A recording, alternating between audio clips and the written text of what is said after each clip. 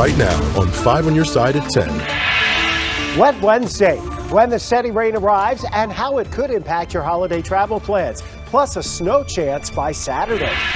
Developing tonight, a man found dead in a West County home. A person of interest is in custody. The crime leaving a neighborhood in shock. Chief concerns in the wake of a rash of violent crimes in St. Louis. We are doing everything we can to make sure we can hold these individuals accountable. Tonight, the city's police chief weighs in on what's being done to keep you safe.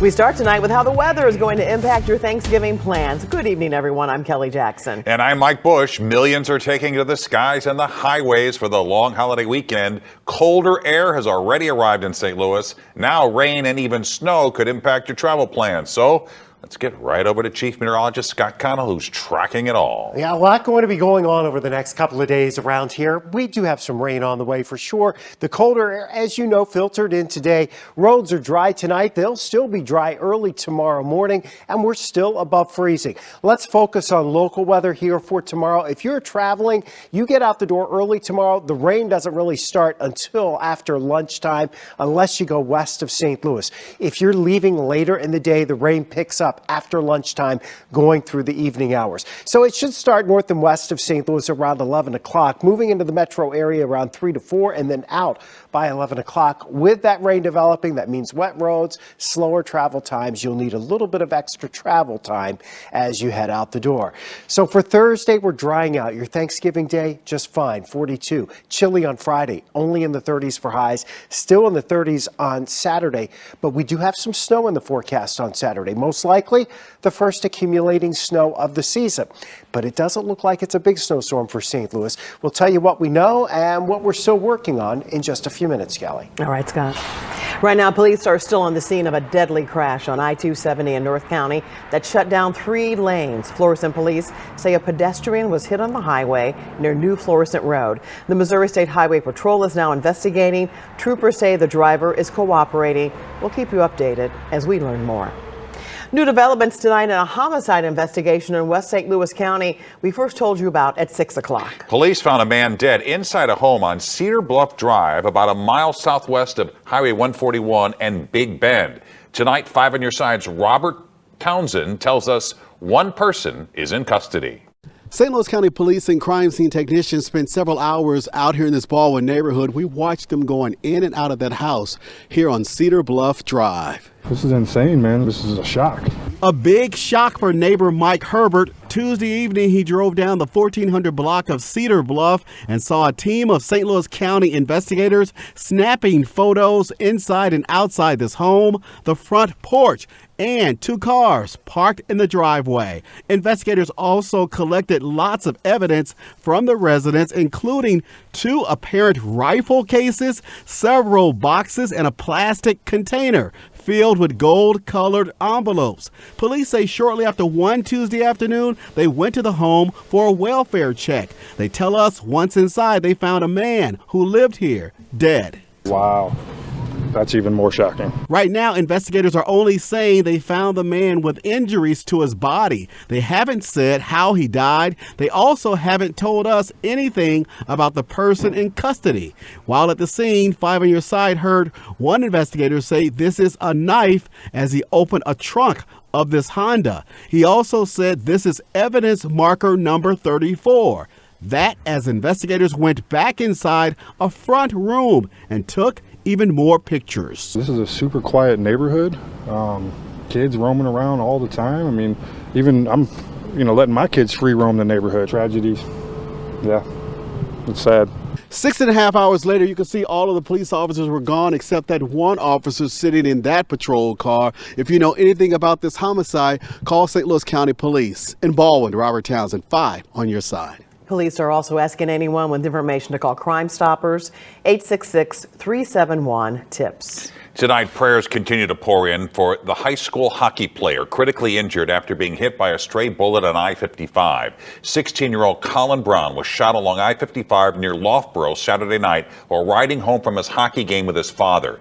Police are asking anyone who may have saw something and may have seen something to come forward. Tonight, his teammates with the Afton Americans hit the ice with the numbers 72 and 3 on the scoreboard. Those are the team's numbers with the Afton and CBC High School. His school also posted pictures in support today. Both clubs have teamed up with the hockey nonprofit Dog Nation for a fundraiser to support his family.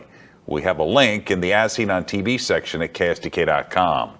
Tonight, the St. Louis police chief is opening up about the hunt to find the shooter and crime in general, specifically when it comes to stolen guns. 5 Minute Side's Brent Solomon talked with a local lawmaker tonight who says the state can do more to reduce violence, especially along interstates. Brent. Well, I just finished speaking with a state representative who says it's time to break tradition and get state troopers patrolling city highways. More on that in just a moment. But first, here's what the city's top cop is saying about this case. This trigger puller deserves to be brought to justice. Chief Robert Tracy joining today in St. Louis Tuesday as support grows for Colin Brown, the CBC teen shot by a stray bullet. The chief believes the shooter was on I-55 shooting at someone else. We're able to collect evidence on the highway. We've had some help with some individuals. We're collecting video. We do have evidence. After several recent high-profile crimes in St. Louis, the chief points to the lowest number of homicides in 3 years. And this year, 46 fewer homicides than in 2022. He says cooperation between police and prosecutors helping stop criminals. It was a thing that was called as taken under advisement or a pause, where we would go for the warrant later, but we'd have to release them within 24 hours. That's not happening anymore. They're all going down to a warrant office. The circuit attorney is charging each and every one of those cases. As for the crime happening on interstates, you know yourself when you see it, everybody slows down when they see a trooper on the interstate. So just that driving presence would have a good deterrence. Representative Steve Butts lives near I-55 in Loughborough, where Brown was struck. He continues his mission to get Missouri Highway Patrol to actually patrol the interstates of St. Louis. We are absolutely part of Missouri. We don't need any special legislation. They don't need any special permission. Simply directive from the governor. Do you think there's anything else you can do? Can you write a letter to the governor yourself? I already have twice. Now, Representative Butts says he's hopeful that Governor-elect Mike Kehoe will hear his plea, being that he's from St. Louis. Meantime, the mayor's office is responding, saying giving Highway Patrol a permanent presence on city highways would be a, quote, excellent way for state leaders to help with public safety. Live downtown, Brent Solomon, 5 on your side. To hear the full interview with Chief Tracy, you can download the 5 Plus streaming app. It's free on your Roku, Apple, or Amazon Fire TV. Just search KSDK. Tonight, a man is dead after a wrong-way crash in St. Charles County. It happened this morning on First Capitol Drive and Prawl Lane. Police say a 37-year-old man from Darden Prairie was driving northbound and crossed into the southbound lanes and hit 2 other cars. He was pronounced dead at the scene. One of the other drivers was taken to the hospital for non-life-threatening injuries. Developing tonight, the man accused of killing a mother and daughter outside a Drake concert was in court today. Monty Henderson allegedly sped through a red light when he hit and killed Leticia Bracero and her daughter, Alyssa Cordova. Henderson appeared in court to modify the conditions of his house arrest. A hearing for those changes is scheduled for December 13th. The family of a mother and her 2 daughters killed in a fiery crash on I-270 are now suing a truck driver and 3 companies for wrongful death. Michelle Yeager and her 2 young girls died back in May after colliding with a semi-truck parked on the side of the interstate. The lawsuit claims the driver was negligent in parking the truck in an unsafe location. The family is seeking compensation for the emotional suffering and funeral expenses. Tonight, a second person is behind bars in the kidnapping and murder of a Clayton mother. Police arrested Emmanuel Suarez earlier today. They say he was driving the truck involved in kidnapping Michelle Hampton. Police also arrested Andron Mosby over the weekend. Court documents say Mosby was in a romantic relationship with Hampton's sister. Both are facing federal charges in connection with the crime. Tonight, we're learning more about the arrest of an Oakville driving school owner who is charged with sexually abusing a minor. Investigators believe there could be more victims. Court documents show that Harris Vlahavliak assaulted a 13-year-old boy in July. Investigators say he bought the boy gifts such as clothing and electronics. Child advocates say it's a common tactic by predators. When we have a predator or perpetrator who wants to take advantage of children, we'll often see that they will immerse themselves in positions where they do have authority, power, control, or access to children, where they do have that one-on-one contact and can manipulate or groom that situation to gain a victim. If you have any information in the search for other victims, please call St. Louis County Police at 636-529-8210. A Missouri law requiring you to show a photo ID before voting survived another legal challenge. A Cole County judge rejected a lawsuit challenging the law. The Missouri NAACP and the Missouri League of Women brought the suit, arguing the law was unconstitutional and blocked people from voting. Secretary of State Jay Ashcroft said today in a statement that the law instead makes it, quote, easier. A separate lawsuit on the other parts of the law is still pending. Thanksgiving is 2 days away, and today volunteers gave away hundreds of turkey dinners right outside Busch Stadium. The meals provided by the St. Louis Area Food Bank included fruit and vegetables, milk, and pumpkin pie. It is the food bank's last event in November, but food bank officials say you can expect to see them a lot more in December. We're going to be doing a lot of holiday events. We'll have some other opportunities to provide holiday meals. But again, it's all about healthy and nutritious foods all season long. But we're always looking for friends, we're always looking for food, and we're always looking for fun. Volunteers from Ameren were also there giving away free energy-efficient light bulbs with City SC players. The Missouri Department of Conservation's annual Share the Harvest drive is underway. It's an annual program where deer hunters get to help feed the hungry. Hunters can bring their deer to certain meat processing locations for free. Along with Operation Food Search, the state agency ensures the donated deer meat goes to area food banks. Guys that are very avid hunters that like to take, they enjoy their sport, and they get to take less deer out there for people to hit and to eat up crops and things. Farmers are happy, and the food banks just love having the meat. We have more information on Share the Harvest and a full list of participating meat processors in the As Seen on TV section of KSDK.com. Caught on camera, a last-second save. The life-saving catch leaving an officer holding on by his fingertips. Family feast filling up the fridge. Purge things you know you're not going to use before the end of the year. Tonight, the best way to clear up space for those Thanksgiving leftovers. After tomorrow's rain comes the post-holiday chill. A fast-moving system slides in Saturday with our first opportunity for snow this season. What we know tonight and what will likely change in the coming days. Caught on camera, an Oklahoma City police officer pulled off a last-second save, rescuing a man from falling off a bridge. The officer was responding to a call about a man sleeping on the parapet. When he arrived, the man started to roll over the side. The officer was able to grab his sweatshirt just in time, and a bystander helped pull him back to safety. The man wasn't hurt, and the officer gave him a ride home to his family. New developments in the Middle East. Just 2 hours ago, a ceasefire between Israel and Hezbollah began. President Biden announced the 60-day truce earlier today. This pauses the fighting in Lebanon, not Israel's ongoing war with Hamas in Gaza. Israeli Prime Minister Benjamin Netanyahu says he is agreeing to the ceasefire so he can focus on fighting Hamas and Iraq. Biden says he still believes this deal can lead to peace. President-elect Donald Trump says he'll impose new tariffs on his first day in office. Mr. Trump plans to put a 25% tariff on all imports from Mexico, Canada, and China. Many experts say consumers can expect to see impacts on their gas and grocery prices, saying the tariffs could cost households nearly $3,000 a year. The president-elect says the tariffs are the best way to combat illegal immigration and drug trafficking. Well, for many of us, the next month will be packed with delicious family meals. This means our fridges and freezers are also packed. And tonight, Consumer Report shows us how strategy and planning can make room for all that holiday food. Holidays are busy at the Hope House, which is why classically trained chef and Consumer Report's home editor, Paul Hope, has a plan to get prepped and ready for big holiday meals. About a week or two before the big holiday meal, I like to go through the fridge, stop buying new groceries, and try to use up things I already have. It's also a good time to throw out anything that's expired or purge things you know you're not going to use before the end of the year. All that free shelf space comes in handy when Paul's ready to cook. On the top shelf, you want to keep raw, ready-to-eat foods, things like prepped salads or desserts, anything that you don't want to come into contact with foods on the other shelves.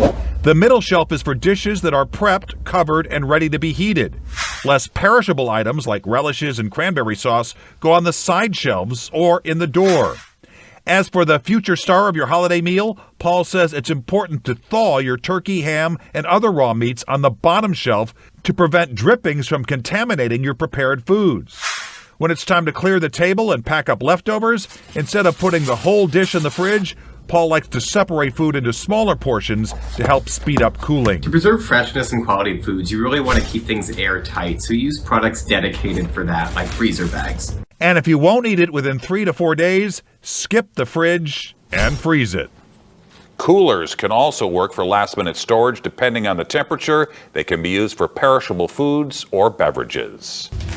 If you're flying tomorrow for Thanksgiving, you're going to be in for a jam-packed travel day. Yes, the TSA predicts tomorrow and Sunday will be the busiest days at St. Louis Lambert International Airport. The agency expects more than 22,000 people to go through the airport tomorrow. That's more than 600 people who were there today. Agents also say the trip back is going to be a busy one, with more than 24,000 people coming home on Sunday. And for those staying here for the holidays, make sure to check out Ameren's Thanks for Giving Parade in downtown St. Louis on Thursday. The parade starts at 9 a.m. and will travel down Market Street, starting at the old courthouse and end near the Stiefel Theater.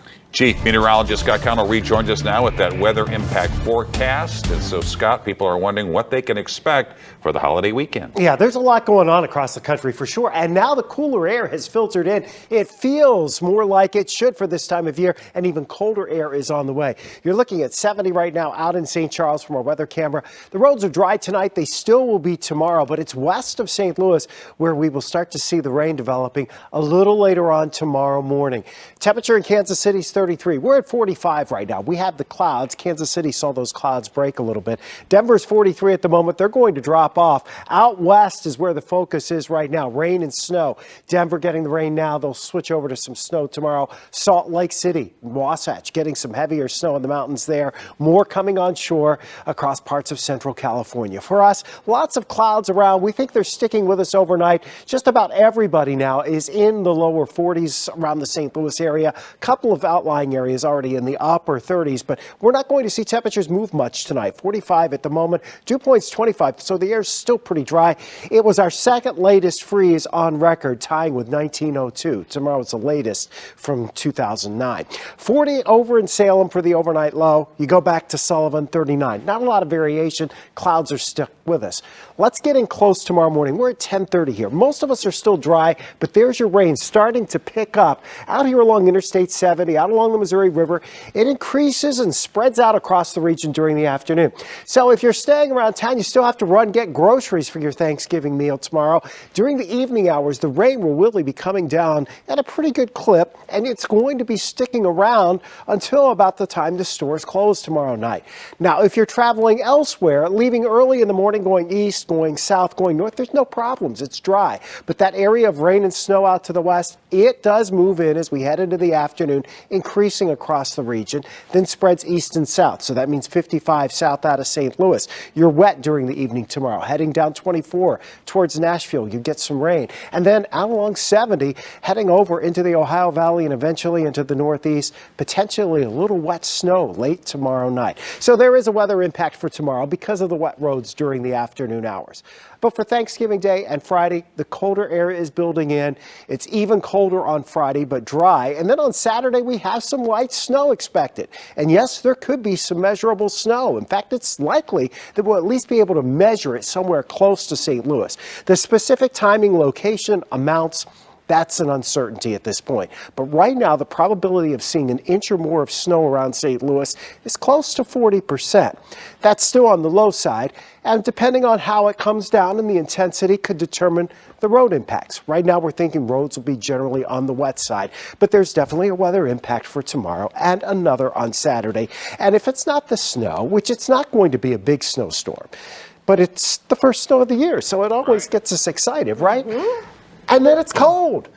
Below freezing for the high on Sunday. First time since February 17th. And considering what we had last Sunday, which was warm. 72. Right. It's just so bizarro. Big difference. It's St. Louis. Thank you, Scott. Here's Frank with sports. Well, it's time for the breakout games. A Billiken had one, a Blues player had one. Those stories plus, will the LA Rams just stay in their lane?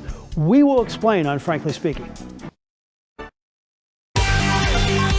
This 5 on Your Side Sports Report is sponsored by Telly Tire and Auto Centers, driving your way since 1942. The baseball winter meetings begin in Dallas in 2 weeks. The same city a quarter of a century ago that Whitey Herzog made 3 trades involving 21 players.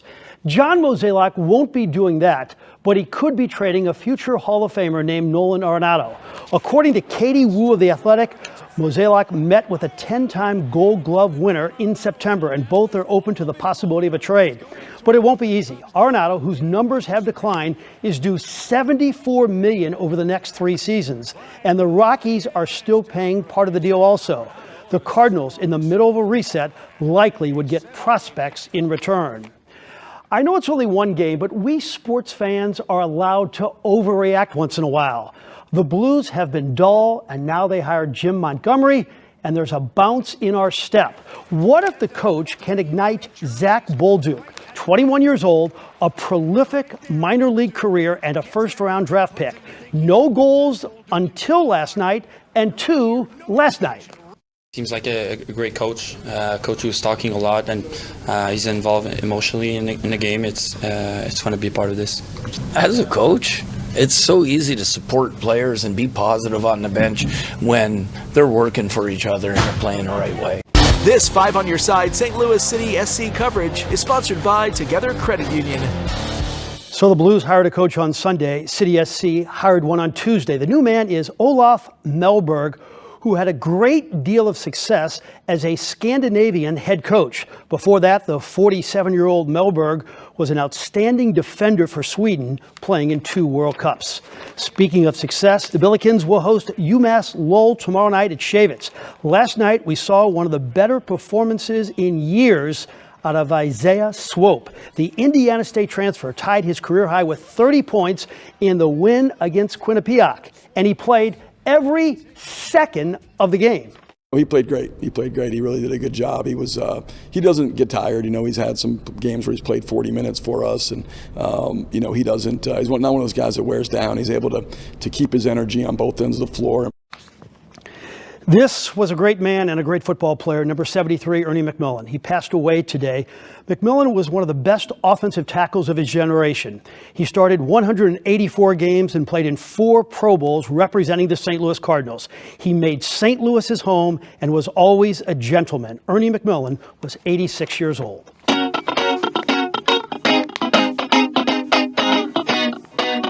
Finally tonight, I have a question for you. How much did the city of Los Angeles have to do with this group behind me, the greatest show on turf? Not difficult at all. The answer would be nothing. In the Gimme a Break category, Sunday, the LA Rams celebrated the 25-year anniversary of the greatest show on turf. Please, LA, cut it out. We don't claim the Dodgers or Lakers. You want to claim the Arch also? But the greatest show in that game happened to be Saquon Barkley, who rushed for 255 yards, and the Eagles made the Rams a sub-500 team again. A reminder, Kurt Warner didn't live in Orange County and play for the LA Rams. He lived in West County and played for the St. Louis Rams. Marshall Faulk didn't live in Culver City and play for the LA Rams. He lived in Clayton and played for the St. Louis Rams. You kind of get the point here. It was our team, our championship. You had nothing to do with it. In a related story, LA is now claiming they invented toasted ravioli. I'm done. We'll be right back. We are less than a month away from Christmas, and 5 on Your Side is once again partnering with the Foster and Adoptive Care Coalition for Little Wishes to buy a gift for a child in foster care this season. Just head to ksdk.com/littlewishes. Check this out. A pilot in Alaska airdropped turkeys to people living in remote parts of the state. She gathered dozens of frozen turkeys for the mission. It's her third year doing airdrops. She hopes to turn it into a full nonprofit organization. Kind of reminds me of that WKRP in Cincinnati episode. As God is my witness, I thought turkeys could fly. Assessment. Right. That's right. All right, weather-wise, we are talking about some colder temperatures here going into the upcoming week. Rain tomorrow, and it's just that rain during the afternoon, evening hours, impacting your trip to the store to get those last-minute Thanksgiving supplies and also potentially travel. But it's dry Thanksgiving Day, chilly, cold on Friday, and some snow on Saturday. We'll keep tracking that for you. And there you have it, 5 on your side at 10. We're always streaming on 5+. Be sure to start your day with Today in St. Louis. That starts at 4 a.m. Have a great tomorrow.